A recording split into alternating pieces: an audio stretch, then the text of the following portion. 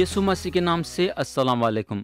प्यारे भाई और बहन, आप लोगों को याद होगा कि गए सो वक्त हम गिनती की किताब बाब 1 और उसकी आयत 1 से 5 तक गौर करे थे।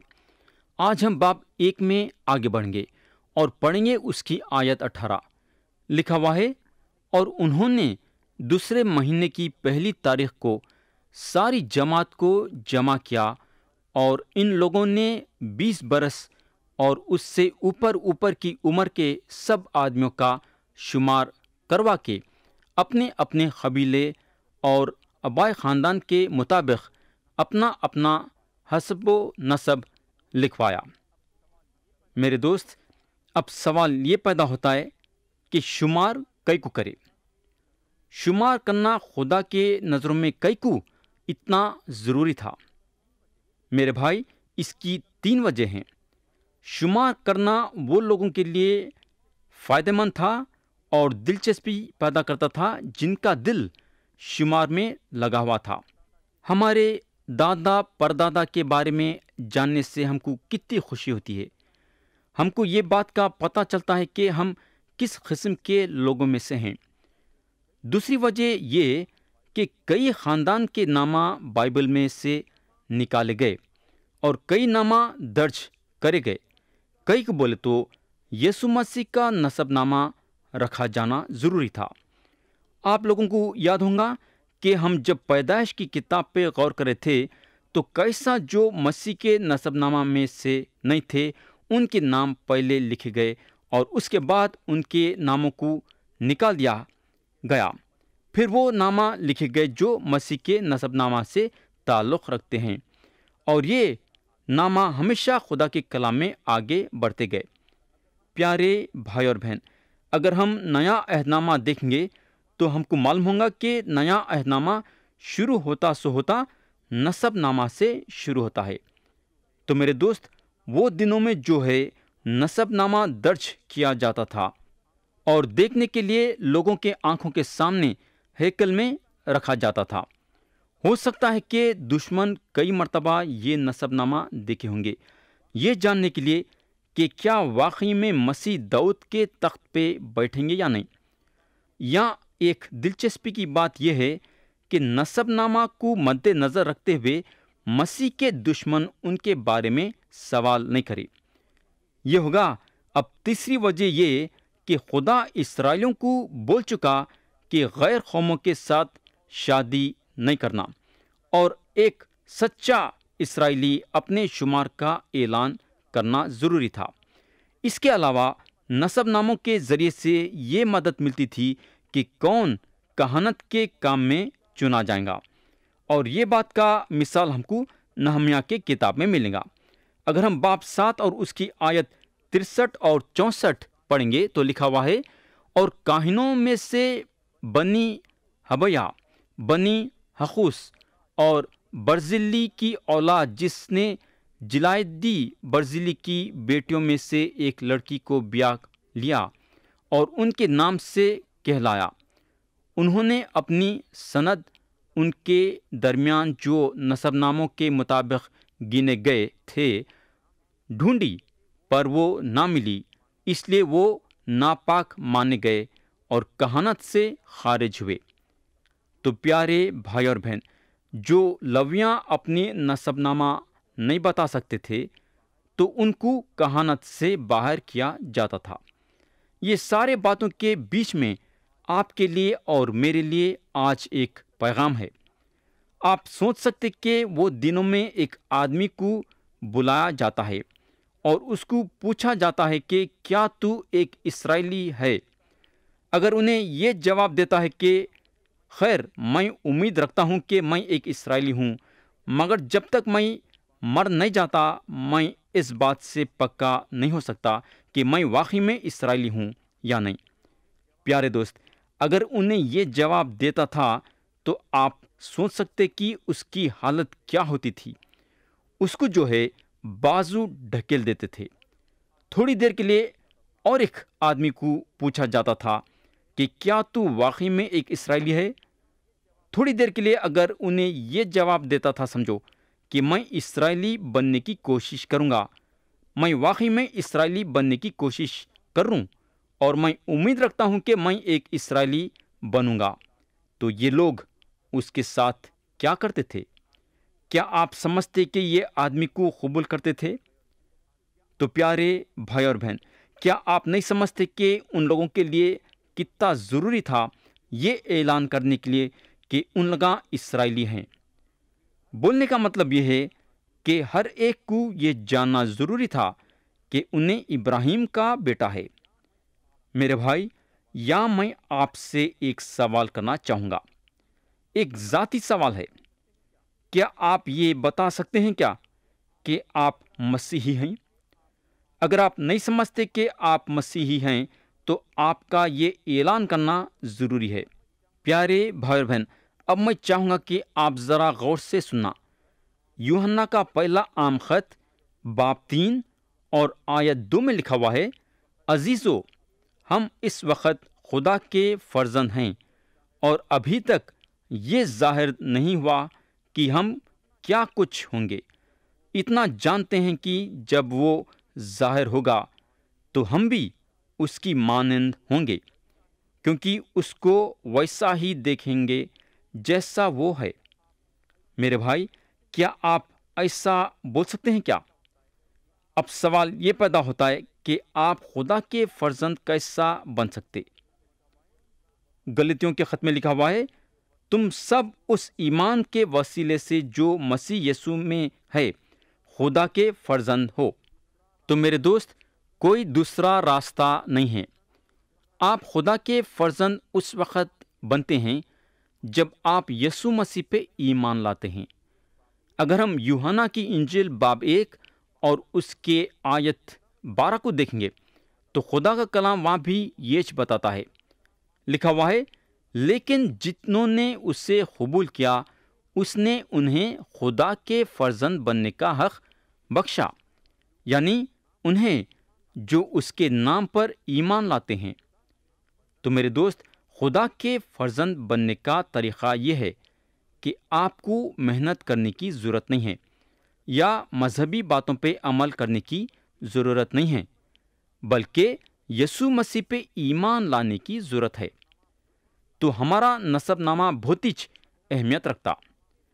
अगर हम यीशु मसीह के ज़रिए से खुदा के सच्चे फर्जंद हैं तो हम वारिस भी हैं और मसीह के हम वारिस। गलतियों के खत में लिखा हुआ है, अगर तुम मसीह के हो तो इब्राहिम की नस्ल और वादे के मुताबिक वारिस हो। और रोमियो के खत में लिखा हुआ है, इसलिए कि जितने खुदा की रूह की हिदायत से चलते हैं वही खुदा के बेटे हैं, क्योंकि तुमको गुलामी की रूह नहीं मिली जिससे फिर डर पैदा हो, बल्कि लेपालक होने की रूह मिली जिससे हम अब्बा यानी ए बाप कहकर पुकारते हैं। रूह खुद हमारी रूह के साथ मिलकर गवाही देती है कि हम खुदा के फर्जंद हैं, और अगर फर्जंद हैं तो वारिस भी हैं, यानी खुदा के वारिस और मसीह के हम मिरास, बशर्ते कि हम उसके साथ दुख उठाएं ताकि उसके साथ जलाल भी पाएं। मेरे दोस्त, ये बात आप जान सकते, आप यीशु मसीह पे ईमान लाने के जरिए से नए सिरे से पैदा हो सकते हैं और इस तरीके से खुदा के ख़ानदान में शामिल हो सकते हैं। ये एक ही तरीक़ा है खुदा के फर्जंद बनने का और खुदा के घराने में शामिल होने का। आज ये बियाबान के सफ़र में मेरे दोस्त, आपको ये मालूम होना चाहिए कि आप कौन हैं। आपको मालूम होना चाहिए कि आप खुदा के फर्जंद हैं। अगर आप ये बात से पक्के नहीं हैं कि आप खुदा के फर्जंद हैं, तो ये बात से आप अपने आप को पक्का करना ज़रूरी है, और आप इस बात से पक्का हो सकते हैं। मगर अब सवाल ये पैदा होता है कि आप कैसा पक्का हो सकते हैं कि आप खुदा के फर्जंद हैं। इसका जवाब यह है कि आप खुदा के बातों का यकीन करना, जो बातें उन्हें अपने कलाम में लिखा है वो बातों का यकीन करना। یہ ایسا نہیں ہے کہ آپ کیا سوچتے ہیں یا کیا سمجھتے ہیں یا کیا محسوس کرتے ہیں۔ خدا یہ بولتا ہے کہ اگر آپ یسوع مسیح پہ ایمان لائیں گے تو آپ اس کے فرزند بن جائیں گے۔ میرے دوست، خدا جو زبان دیا ہے اس پہ آپ قائم ہو سکتے ہیں۔ یہ ہوگا آگے اگر ہم دیکھیں گے تو ہم کو اسرائیل کے 12 قبیلوں کے نامہ دیے گئے ہیں اور ساتھ ساتھ ہر ایک قبیلے کی گنتی بھی بتائی گئی ہے۔ اگر آپ ایک حساب جوڑنے کی مشین لے کے بیٹھیں گے اور یہ سارے باپ کو پڑھیں گے، آپ کو پتہ چلے گا کہ گنتی کتنی صحیح ہے۔ آیت 21 پڑھیں گے۔ سو روبن کے قبیلے کے جو آدمی شمار کیے گئے وہ 46,500 تھے۔ آیت 22، اور شمعون کی نسل کے لوگوں میں سے ایک ایک مرد جو 20 برس یا اس سے اوپر کی عمر کا اور جنگ کرنے کے قابل تھا، وہ اپنے گھرانے اور آبائی خاندان کے مطابق اپنے نام سے گنا گیا۔ پیارے بھائی اور بہن، یہ ناموں کی فہرست اترتے اترتے آیت 46 تک جاتی ہے۔ آیت 46 میں لکھا ہوا ہے، اور ان سبوں کا شمار 6,03,550 تھا۔ پیارے بھائی بہن، اب ہم دیکھیں گے کہ لاویوں کی گنتی نہیں ہوتی ہے۔ آیت 47 سے 50 میں لکھا ہوا ہے، پر لاوی اپنے آبائی قبیلے کے مطابق ان کے ساتھ گنے نہیں گئے، کیونکہ خداوند نے موسیٰ سے کہا تھا کہ تو لاویوں کے قبیلے کو نہ گننا اور نہ بنی اسرائیل کے شمار میں ان کا شمار داخل کرنا، بلکہ تو لاویوں کو شہادت کے مسکن اور اس کے سب ظروف اور اس کے سب لوازم کے متولی مقرر کرنا، وہی مسکن اور اس کے سب ظروف کو اٹھایا کریں اور وہی اس میں خدمت بھی کریں، اور مسکن کے آس پاس وہی اپنے ڈیرے لگایا کریں۔ پیارے دوست، لاویوں کی گنتی اس لیے نہیں کرے، کئی کو بولے تو مسکن کی دیکھ ریکھ کرنے کے لیے ان کے ہاتھ میں سونپا گیا تھا۔ آیت 51 سے 54 میں لکھا ہوا ہے، اور جب مسکن کو آگے روانہ کرنے کا وقت ہو تو لاوی اسے اتاریں، اور جب مسکن کو لگانے کا وقت ہو تو لاوی اسے کھڑا کریں، اور اگر کوئی اجنبی شخص اس کے نزدیک آئے تو وہ جان سے مارا جائے، اور بنی اسرائیل اپنے اپنے دلوں کے مطابق اپنی اپنی چھاؤنی اور اپنے اپنے جھنڈے کے پاس اپنے اپنے ڈیرے ڈالیں، لیکن لاوی شہادت کے مسکن کے گردا گرد ڈیرے لگائیں تاکہ بنی اسرائیل کی جماعت پر غضب نہ ہو، اور لاوی ہی شہادت کے مسکن کی نگہبانی کریں۔ چنانچہ بنی اسرائیل نے جیسا خداوند نے موسیٰ کو حکم دیا تھا ویسا ہی کیا۔ پیارے بھائی اور بہن، اسرائیلیوں کو یہ معلوم ہونا ضروری تھا کہ ان لوگاں کون ہیں، اس لیے خدا نسب نامے کا استعمال کرا۔ اس کے علاوہ ان لوگوں کو یہ بھی معلوم ہونا ضروری تھا کہ انہیں کس قبیلے کا ہے، اور اس کو ڈیرے میں ایک جگہ پکی مل جاتی تھی۔ یہ چیز ہمارے زندگی میں بھی لاگو ہوتی ہے۔ ہم کو بھی ہماری شمار معلوم ہونا ضروری ہے، اور سچائی یہ ہے کہ خدا کے فرزند ہونے کے ناطے ہم خدا کے گھرانے کے ہیں، اور ہم کو یہ بھی معلوم ہونا ضروری ہے کہ ہم کہاں کے ہیں۔ یہ بات کو ہم آگے کے باب میں دیکھیں گے۔ تو یہاں ختم ہوا گنتی کے کتاب کا پہلا باب۔ اب ہم دوسرے باب پہ جائیں گے۔ تو پیارے بھائی اور بہن، باب 1 میں ہم گنتی کے بارے میں سیکھے۔ ہر ایک اسرائیلی کو یہ جاننا ضروری تھا کہ انہیں کون ہے۔ اس کو یہ بھی جاننا ضروری تھا کہ انہیں کہاں ہے۔ بیابان میں یہ سارے برس اسرائیلیوں کی خیمے لگانے کی جگہ اور حساب کتاب سے ان کا سفر کرنا وغیرہ وغیرہ خدا کے نیک ہدایت سے ہوتا تھا۔ اب ہم پڑھیں گے آیت 1 سے آیت 3۔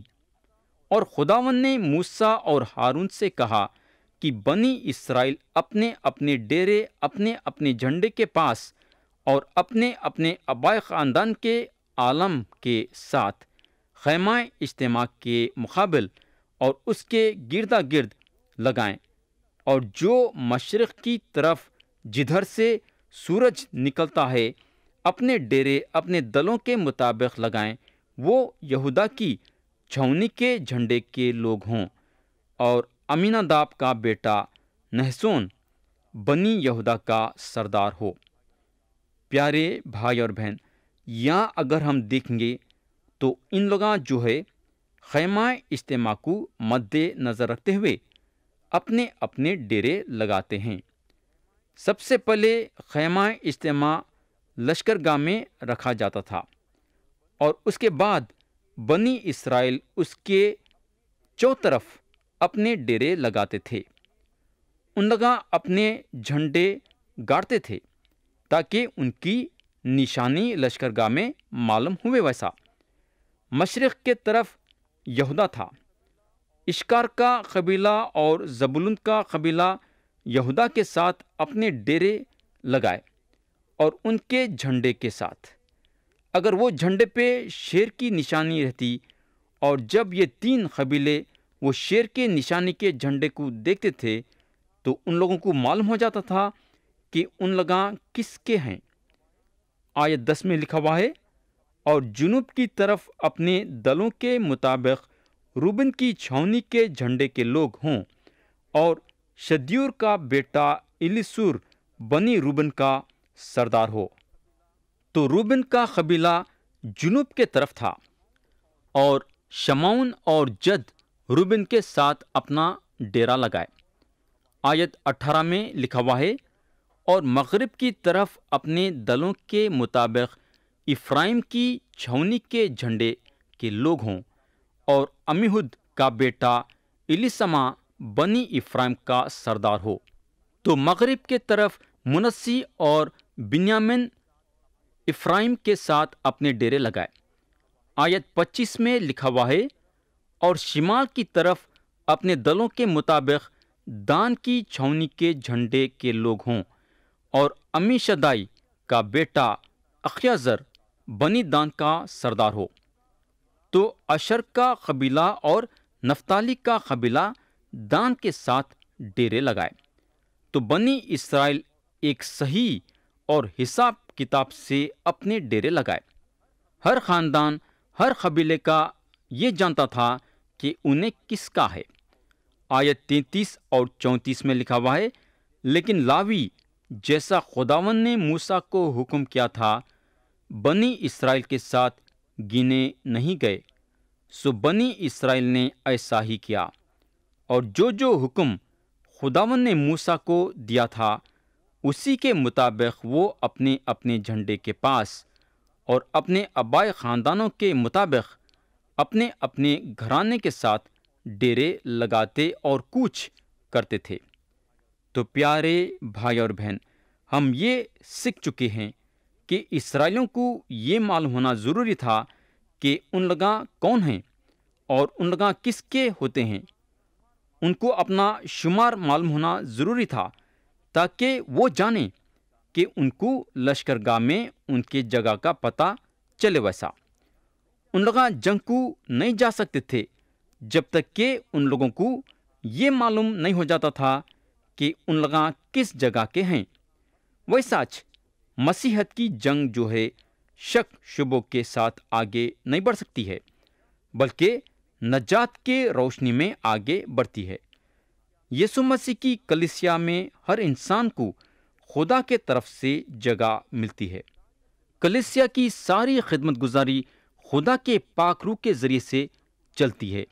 ہم کو یہ بتایا گیا ہے کہ ایک ہی روح سے ہم سب ایک بدن میں بپتسمہ لیے ہیں۔ جب آپ کو بدن میں رکھا گیا تو آپ کو ایک ممبر کے حیثیت سے رکھا گیا۔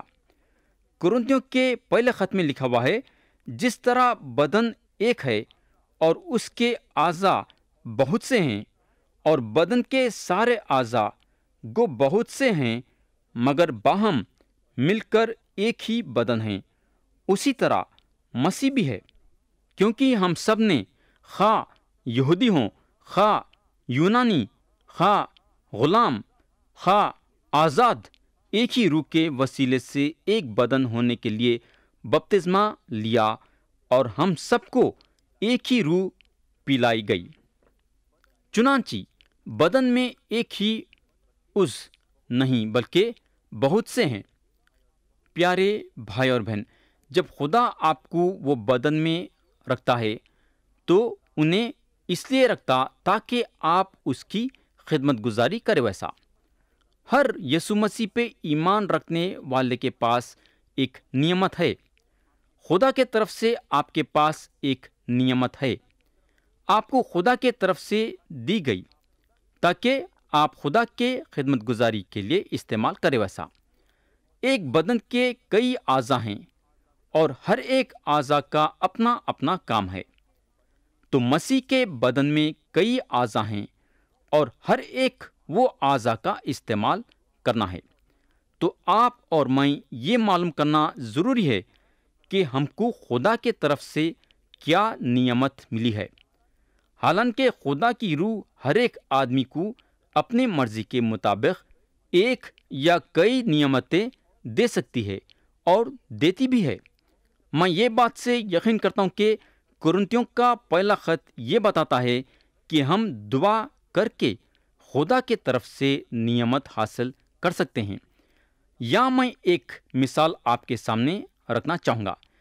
ایک صاحب کی دل کی خواہش یہ تھی کہ انہوں بائبل کی تعلیم دینے کے استاد بننا۔ ان کی دل کی خواہش تھی کہ انہوں ایک استاد بننا اور اپنے شاگردوں کو خدا کے کلام کے بارے میں سکھانا۔ انہوں خدا سے دعا کرے اور خدا ان کی دعا سنا اور جواب دیا اور ان کو استاد بنا۔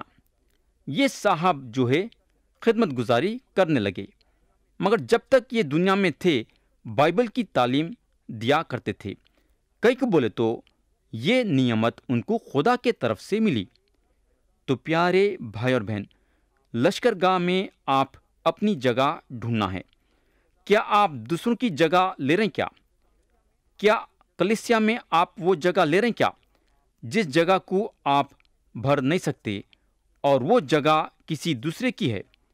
ہم کلیسیا میں جگہ ڈھونڈنے کا ایک دوسروں کا ہمت اور حوصلہ بڑھانا چاہیے۔ میرے بھائی، خدا کے طرف سے آپ کے پاس ایک نعمت ہے اور وہ نعمت کا آپ کو استعمال کرنا ہے۔ میری التجا یہ ہے کہ دوسروں کا کام آپ کرنے کی کوشش نہ کرو۔ آپ صرف وہ کام کرو جو کام خدا آپ کے ہاتھوں میں سونپا ہے۔ تو یہاں ختم ہوا گنتی کے کتاب کا 2 باب۔ اب ہم 3 باب کو اٹھائیں گے۔ پیارے بھائی بہن، اگر ہم 3 باب دیکھیں گے تو ہم کو معلوم ہوگا کہ خدا جو ہے اسرائیلیوں کی تیاری کر رہا ہے بیابان میں سفر کرنے کے لیے۔ سب سے پہلے تو لشکرگاہ صحیح ڈھنگ سے جمانا ہے۔ ہم یہ دیکھے ہیں کہ شمار کیا گیا تھا تاکہ لوگ جنگ کے لیے چنے گئے۔ لوگوں کو یہ معلوم ہونا ضروری تھا کہ ان لوگاں کون ہیں، اور ان کو یہ بھروسہ ہونا ضروری تھا کہ ان لوگاں حضرت ابراہیم کے فرزند ہیں، اور ان کو جھنڈوں کی ضرورت تھی لشکرگاہ میں جگہ بنانے کے لیے، تاکہ ان لوگوں کو معلوم ہوئے ویسا کہ ان لوگاں کون سے قبیلے کے ہیں۔ باب 3 جو ہے ہماری نظر جو ہے لاویوں کے طرف رجوع کریں گی، یہ بتانے کے لیے کہ لاویوں کا کیا کیا کام ہے۔ یہ وہ قبیلہ ہے جس کے ہاتھوں میں مسکن کی خدمت گزاری دی گئی تھی۔ حالانکہ ان کو پہلے شمار میں شامل نہیں کیا گیا، مگر ان کا شمار الگ سے ہوا تاکہ لشکرگاہ میں ان کی ایک جگہ بنے۔ اب ہم آیت 1 سے 4 پڑھیں گے۔ لکھا ہوا ہے، اور جس روز خداوند نے کوہ سینا پر موسیٰ سے باتیں کی، تب ہارون اور موسیٰ کے پاس یہ اولاد تھی، اور ہارون کے بیٹوں کے نام یہ ہیں: ندب جو پہلوتا تھا، اور ابیہو اور الیعزر اور ایتامار۔ ہارون کے بیٹے جو کہانت کے لیے ممسوح ہوئے اور جن کو اس نے کہانت کی خدمت کے لیے مخصوص کیا تھا ان کے نام یہی ہیں۔ اور ندب اور ابیہو تو جب انہوں نے دستے سنا میں خداوند کے حضور اوپری آگ گزرانی تبھی خداوند کے سامنے مر گئے، اور وہ بے اولاد بھی تھے۔ اور الیعزر اور ایتمر اپنے باپ ہارون کے سامنے کہانت کی خدمت کو انجام دیتے تھے۔ پیارے بھائی اور بہن، سب سے پہلے تو ہم کو ہارون کے گھرانے کے اور موسیٰ کے گھرانے کے بارے میں بتایا گیا ہے۔ یہاں جو ہے ہم کو بتایا گیا ہے کہ وہ سارے باتیں اخبار کی کتاب میں درج کی گئی ہیں۔ ندب اور ابیہو اس لیے ہلاک ہو گئے، کئی کو بولے تو ان لوگاں خدا کے حساب کتاب سے باخور نہیں جلائے، بلکہ اپنی مرضی کے مطابق باخور جلائے، جو کہ یہ کام نہیں کرنا تھا۔ یا ہم کلام کو ختم کریں گے یہ دعا کے ساتھ کہ خدا ہم سب کو آج کے کلام کے ذریعے سے برکت دے، یسوع مسیح کے پیارے نام میں آمین۔